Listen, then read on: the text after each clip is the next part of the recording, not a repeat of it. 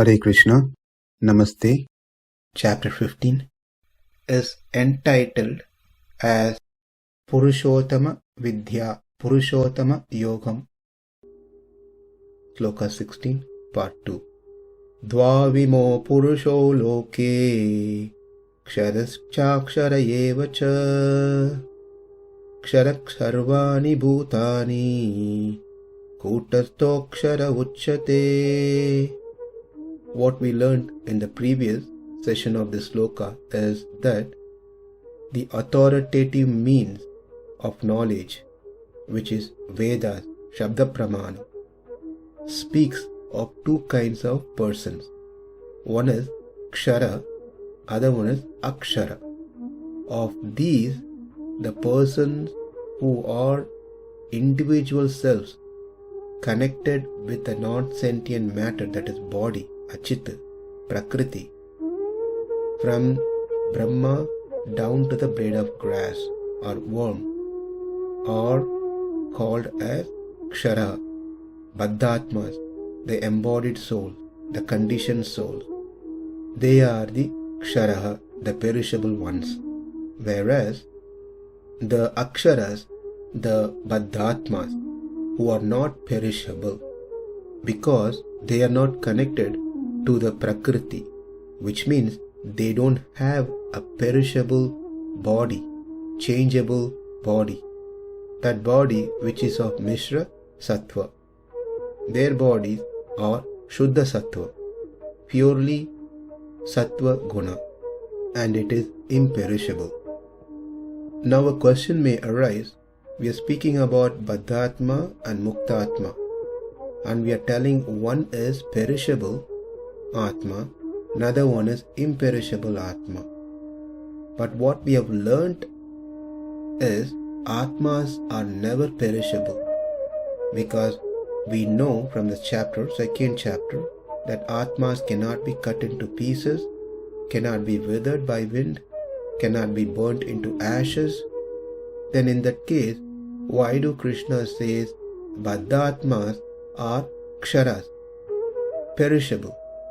As we learned, Atma cannot be perishable. If that is the case, then both Baddhatma and Muktatma must be imperishable. Why Baddhatmas are mentioned as kṣara, perishable, and Muktatma alone mentioned as kṣara, imperishable? When it is said as perishable Atma and imperishable Atma, it is the condition they are in. When the Jivatma is in association with the ucyate, that is prakriti, the body, then they are perishable. So the perishable is meant for body, not for the Atma. Therefore, it is right, the Atma never perishes, but the body does. When the Atma who is situated in the material body, then it is said Baddhatma, which is perishable, because of the perishable body. But the Atma never perishes.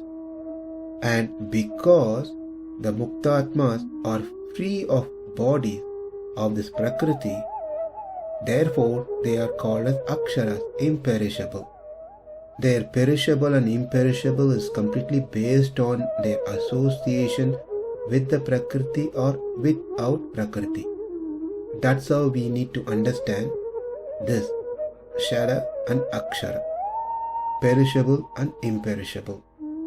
So, kṣarana svabhava, that perishable nature, is for the body, not for the Atma. But since the Atma has taken this body, his svabhava, in his nature, we see vaishamyam, differences. His consciousness, the jnana, dharmabhuta jnana, has differences, ups and downs. So there is a difference in his svabhava, but in his swarupa, in his real identity, there is no any differences in his jnana. When I am born as a human and I identify myself as a human. When I born as a lion, then I identify myself as a lion. This vaishamyam, this variation, this differences happens because I am associated closely and tightly with this prakriti. Therefore, my swabhava has variations. My dharma bhuta jnana has vaishamyam. But my swarupa, that is my essential nature, does not have vaishamyam. There is no vishamakara. Now in this sloka, there is an interesting thing that to be noted. The usage of certain terms in this sloka makes a big difference between the different schools of thoughts. Here it says kṣaraḥ, which is in singular term, whereas sarvāṇi bhūtāni is plural. Therefore, in the work of Sripad Adi Shankaracharya, he says kṣaraḥ is singular, that means Atma is one. Sarvāṇi bhūtāni means plural, that is everything else is maya, illusion. Atma is one, whereas everything else that appears to be living entities are all maya, illusion. They are not real. But then it completely contradicts the Upanishad, because in Kathopanishad it is said Nityo nityanam chetanas chetananam yeko bahunam yo vidadhati kaman, which clearly states that there is one eternal being out of many eternals. Nityo nityanam, one conscious being out of many conscious beings. Chetanas chetananam, it is that one who provides for the needs of the many. Yeko bahunam yo vidadhati kaman. So it so very clearly states here the Atmas are many. It is not one Atma. And also we should know that this Prakriti, this world, is not Maya. It is real. But it is temporary for some time, and again it gets created next time. So it eternally get created and destroyed, goes through pralaya and srishti.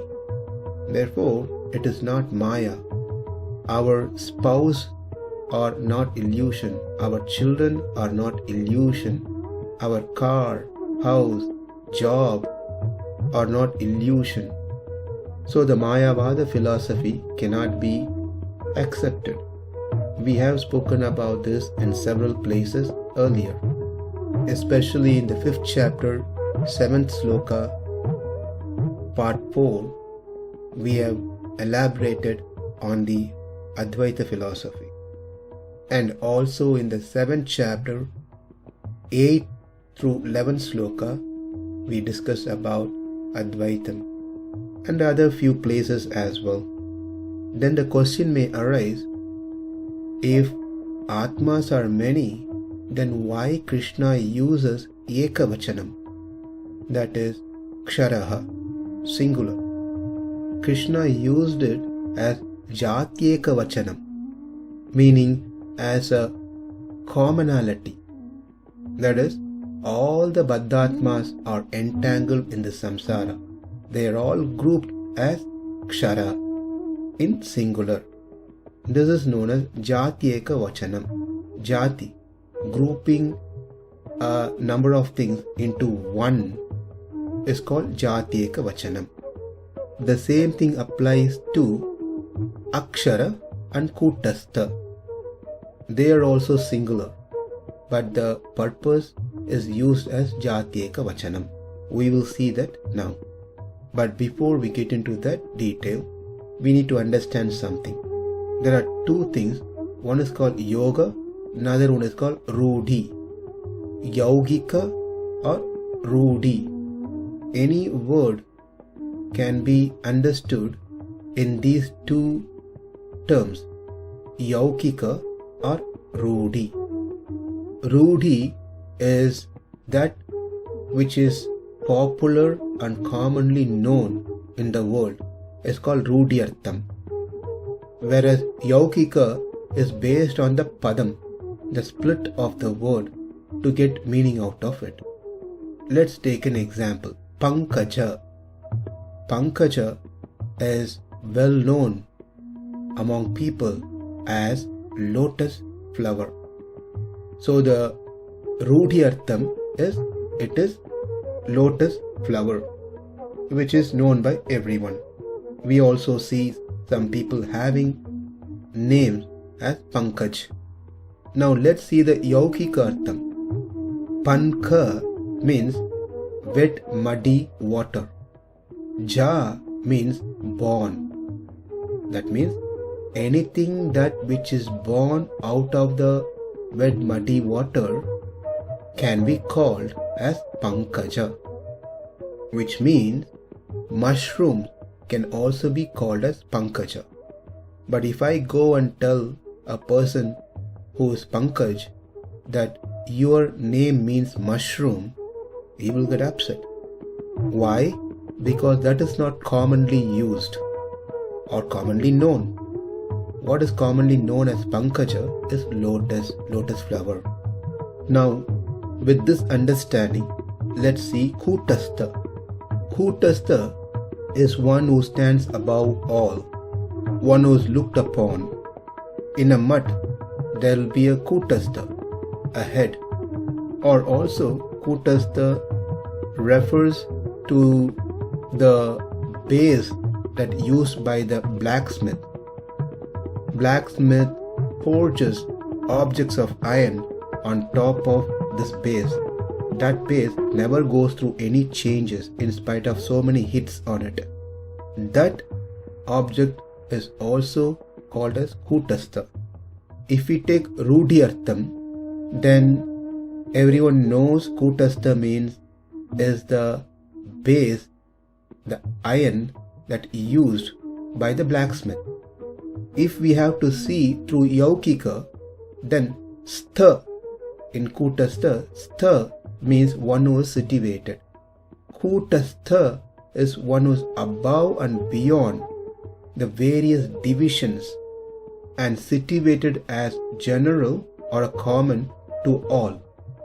What it means is that the body has various differences and various groups, whereas the muktatmas are kūṭa-stho because they are above all these differences, variations that happens through the body, that is through the prakriti.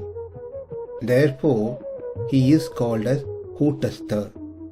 Again here, kūṭa-stho is singular. It's not plural like kūṭa-sthaha. We have to apply the same principle what we learnt earlier with kṣaraḥ. Here also it is jatyeka vachanam.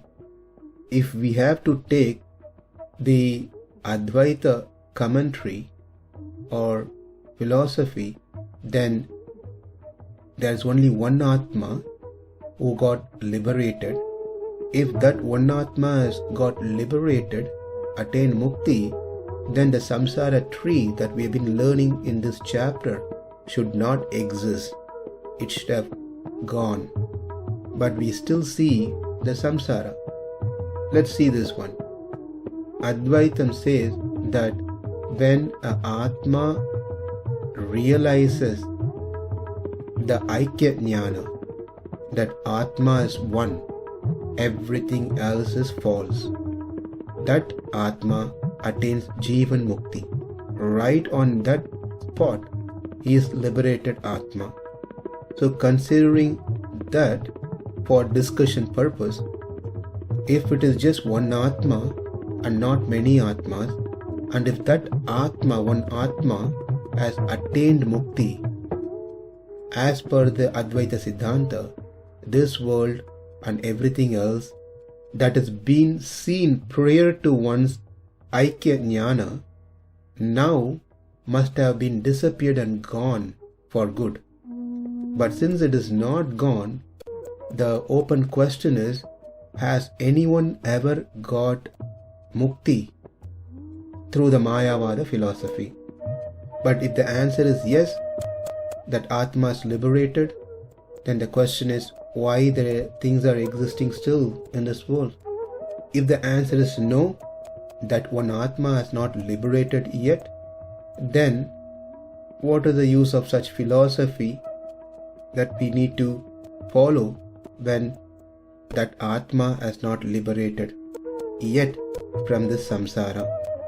Which means, if that one Atma has not achieved mukti yet, then there is some problem with the philosophy itself, the Mayavada philosophy itself. Because so far, that one and only Atma has not attained mukti. If someone challenges, how do you say that Atma, that one Atma has not attained mukti? Well, it is obvious. Because this Maya still exists, which includes all of us who are also Mayas. Why we are Maya? Because there is only one Atma who is already liberated. That means everything else is Maya. That Maya should have gone. That means that one Atma still exists, who is being covered by the Maya still in this samsara.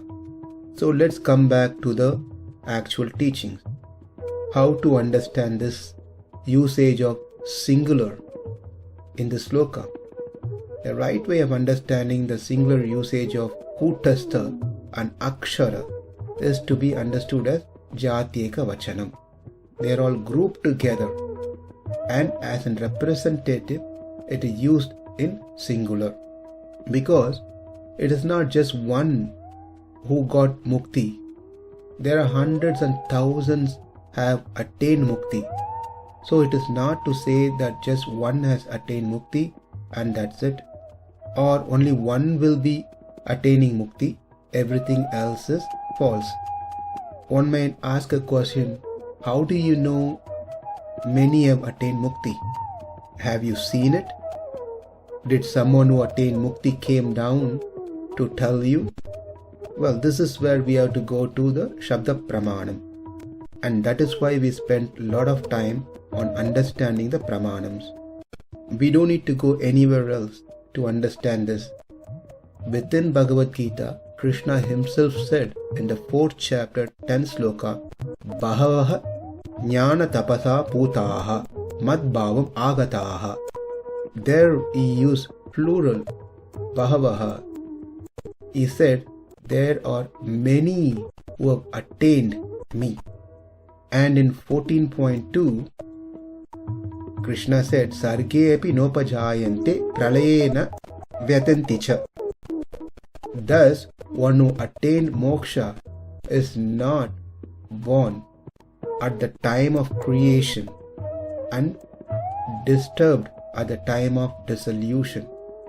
Here also Krishna uses plural, jayante, vyatanti. They do not be born. They do not get destroyed. Therefore, Muktatma are many, not one. Likewise, Jivatmas are many, not one. The Muktatmas, as they are many, they are called as kṣaraś. They are the one who are released from the bondage of body, of prakriti, which constantly goes through changes.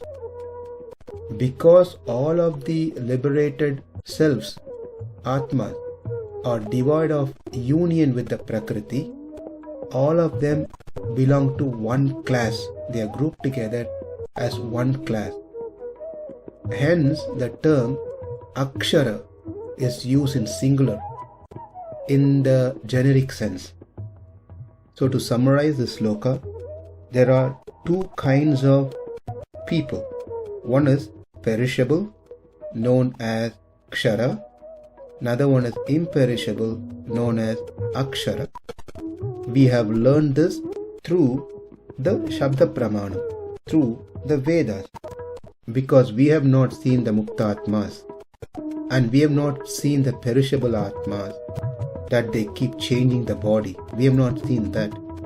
Therefore, the only source for us to understand there are two types of people exist is through the Shabda Pramanam, through the authoritative source of knowledge, the Vedas.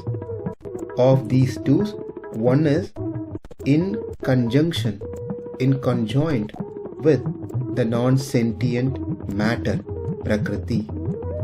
That very well includes Brahma and all the way down to the least one, say a blade of grass or a worm. They all are kṣaraḥ, fallible, perishable entities.